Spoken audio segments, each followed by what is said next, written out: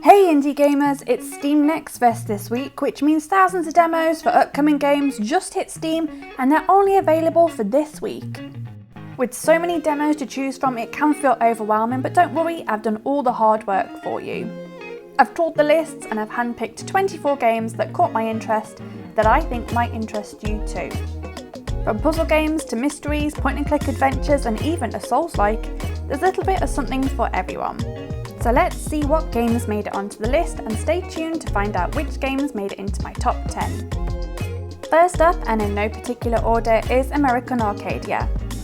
This has been on my radar for a while now. The concept is really interesting to me as well as the way it works. It kind of reminds me a little bit of The Truman Show. Meet Trevor. Trevor is an ordinary guy living a mundane life and he's happy with it. But unfortunately, that doesn't make him very popular with the viewers of the world's most popular reality TV show, American Arcadia. And that means Trevor must die. Lucky for Trevor, he's got someone willing to help him to escape, a stage tech called Angela, who assists him from the outside by manipulating the world around him and clearing his path to freedom.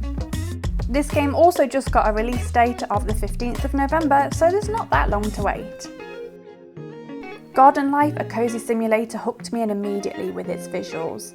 I really only needed to watch a few moments of the trailer to know that this was going on my list. In Garden Life, you'll bring an abandoned plot back to life by learning how to garden, use proper techniques, and help your garden to flourish. The game promises that you'll experience the joy and peace that cultivating your own garden brings. I don't have a green thumb in real life, so maybe I'll have better luck keeping my plants alive in this game.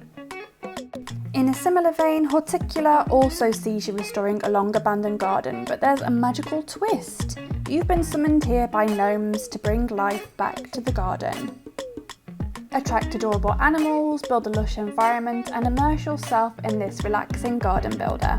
Throughout the game, you'll assist quirky characters for rewards and story development, all while juggling decay and fending off corruption sent by your nemesis. The game gives you complete creative freedom, allowing you to build and expand the garden of your dreams. It just sounds and looks really lovely, and I can imagine plenty of you will enjoy this game, which is why I've added it to the list.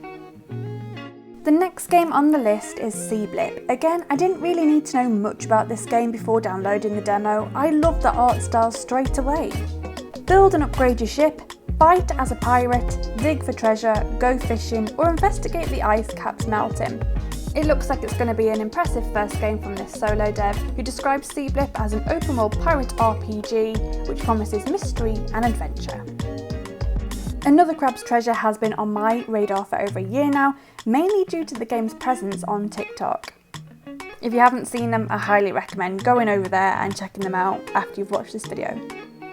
I did promise you a Souls-like, and this game is described as a Souls-like crab game. I'm not really a fan of Souls-like games at all, but this one looks like so much fun that I just can't resist trying it for myself. Will I love it? Will I hate it? Will I die horribly over and over again? Probably, but I'm willing to give this one a chance. The next game on my list is definitely not a Souls-like. In fact, it's probably the complete opposite of a Souls-like. It's called Ete, and it's just absolutely stunning. This visual style sort of reminds me of the recently released Viewfinder, and this one is also creative, allowing you to collect ideas and inspiration as you explore Montreal in the summer. Create watercolour artworks, exhibit and sell your pieces to your neighbours. It looks like a beautiful, relaxing game, and I'm interested to find out more about it when I play the demo, which is available now on Steam. I've got a confession to make. I've no idea how to pronounce this game. It's either Ligo or Ligo? I'm really not sure. However way it's pronounced, this game grabbed me with just its visuals, and then I saw the word Soccerban in the game description and I knew that I was going to have to give this one a go. There's over 100 puzzles to solve, and this game promises to be full of mysteries and discoveries. Just looking at the trailer, it actually looks quite complex, so I don't know how I'll actually get on with this one, but I can't wait to try it. This next game is called Animal Planner, and it almost didn't make the list, but I kept seeing it and I couldn't ignore it any longer. I mean, it looks pretty adorable, and then I found out that the aim of the game is to solve puzzles by sliding blocks so that you can make all the animals happy by fulfilling and satisfying their unique needs. I don't really know what the difficulty level is with this and whether it's more for kids than adults, but I don't really care. It just looks really cute and I thought some of you guys might like it. Poems and Codes caught my attention because Prose and Codes was mentioned by a friend of mine recently, and I know that I've been putting off playing that demo myself because I just thought that I maybe find it too hard, but Poems and Codes sounds more like my thing as it combines poetry with puzzles. Explore the wonderful world of poetry through what the Steam page describes as deceptively simple cryptographs, one of the world's oldest codes, also known as a substitution cipher. So basically, if you're a fan of poetry and ciphers and puzzles, then I think that this might be the game for you. Hand in Hand is described as an atmospheric puzzle platformer where the player can control two characters at the same time in split screen to solve puzzles, or you can even play this in local co-op. I love the art style of this one, and that was actually the main attraction for me, and I kind of really hope that this one has remote play via Steam because I can't imagine trying to control this by myself. The game sees you playing as two soulmates who live in a fairy tale world, but when evil comes to their world, they lose each other. In order to meet again, they must overcome obstacles, challenges, solve puzzles, and defeat bosses together. Another game with an interesting art style was Leila, and just reading the description, it hit all the right notes for me. Point and click narrative adventure, hand-drawn animation, and thought-provoking puzzles. Yes, please. You'll play as Leila and traverse through all the phases of her life, uncovering her pivotal life moments. The Steam page promises a charming narrative adventure complete with narration and beautiful artwork, and I'm really interested to see what the gameplay's like. This is another game that kept coming up while I was browsing, and it's called Little Locked Rooms. Join little detectives Bo and Sherry as they solve mysterious disappearances and impossible murders, but here's where things got really interesting for me. You're solving them by inspecting the crime scenes within tiny dioramas, which have been made by their father, who is a world-renowned detective, and he's made these so that every night you can gather round as a family for a mystery-solving session. How much does this boat remind you of Spiritfarer? In Captain Pawsome, you'll set sail on a 2D fishing adventure where you'll craft, upgrade your ship, and conquer the high seas, but you'll also be able to catch a diverse range of fish, as well as cleaning the environment. If this didn't already look cute enough, you can actually dress up your cat captain in various adorable and stylish outfits. The Frosted was another game that kept popping up as I was browsing, and it caught my attention with its art style, although the Steam page doesn't really give much away, but this game is described as an arcade game that mixes old school mechanics with new school features. Along with its beautiful hand-drawn graphics and promise of multiple endings depending on the player's choices throughout the game, this definitely piqued my interest. And now we enter my top 10. These are the games that I found most interesting and the demos that I'm most likely to play before the others. Starting at number 10 with March of Shrooms. This just looks really adorable. At first I actually wasn't sure what kind of game this was just from the trailer, and initially I wrote it off as some sort of weird mushroom Metroidvania because it looks really chaotic and busy, there's a lot going on, but then I realised that this is really cute. You embody a tiny mushroom and unite with all of shroomkind before a massive storm wipes them all out. You must lead the mushrooms through islands and bring peace to the land. It still does look absolutely chaotic and the word brawl is used multiple times on the store page, but it also promises to be easy to learn with a simple control scheme and suitable for both casual and hardcore players.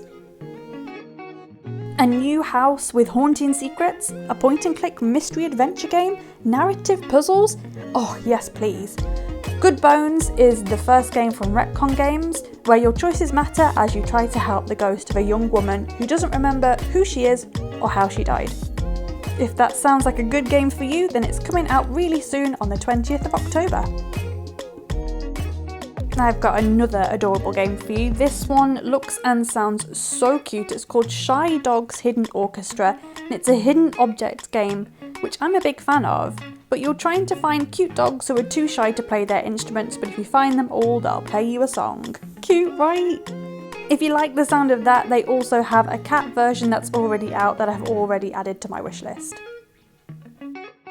Detective Dotson first popped up on my radar a few weeks ago as part of the Save and Sound Festival. It's a pixelated detective game set in modern day India, and in this 3-part mini-series that takes place before the story of the game, you'll be cast in the role of a lifetime.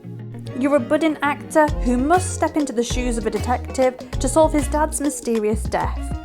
This looks and sounds like a lot of fun, especially since customising your character actually activates their superpower, which is disguise. It's clear that this game doesn't take itself too seriously, combining the detective genre with comedy, and that's why it's in my top 10. Talking of games that don't take themselves too seriously, this next one on my list is called The Holy Gosh Darn. This is a narrative adventure game with a time-travelling twist, which sees you jumping between Earth, Heaven, Hell and Helheim to gather information, alter the timeline and try to stop Heaven from going bang. Again. It promises laugh-out-loud action, outrageous humour and inventive puzzles, as well as 23 heavenly elders to insult, NPCs to hurry along due to the time-sensitive narrative, and exactly 4,250 dogs, none of which you can pet. And here's my top 5, starting with The Beekeeper's Picnic. Thank goodness someone told me to check out this game because I might not have looked at it otherwise. This is a Sherlock Holmes game and I really enjoy Sherlock Holmes games.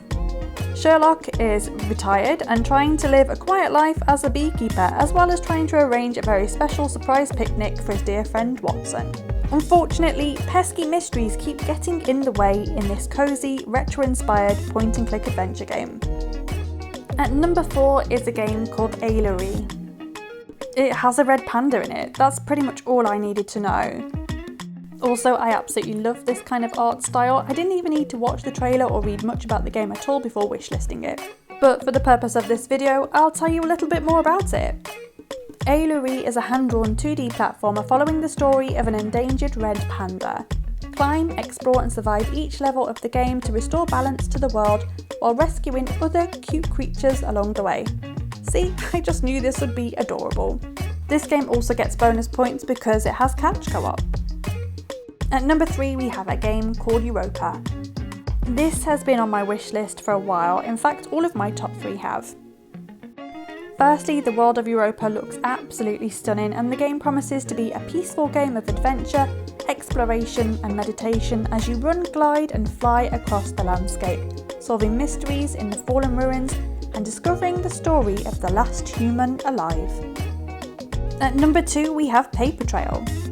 I played the demo of this a while back and absolutely loved it. It's quite similar to another game called Carto, so if you like that one, I think you'll also like this one. Solve puzzles and connect paths by folding paper in this beautifully designed, charming, cosy and often mind-bending puzzle game. It's already been nominated for so many awards before it's even out. And my top spot at number 1, it goes to Snufkin Melody of Moominvalley. This has been on my wish list for ages. I've already played and fallen in love with the demo and I just know that this will be a contender for my game of the year next year. Join Snufkin in this musical adventure about restoring harmony and balance to Moominvalley, protecting it from the industrious park keeper. The game promises to be a cosy, wholesome, family-friendly experience with puzzles, stealth and melodic elements. If you're already a Moomins fan, you'll get to meet some of your favourite characters as you explore Moominvalley, meeting and making new friends along the way. This is definitely the game I'm most excited for, and the demo is short and sweet. So those are my top games from Steam Next Fest that I thought looked most interesting just based on their trailers and Steam pages. I hope you found that useful, and if you liked the video then like the video. No doubt I'll be playing as many demos as possible before the Steam Next Fest ends. It only runs until the 16th of October, so if you saw something you enjoyed, then make sure you go and play the demo as soon as possible. Until next time, bye!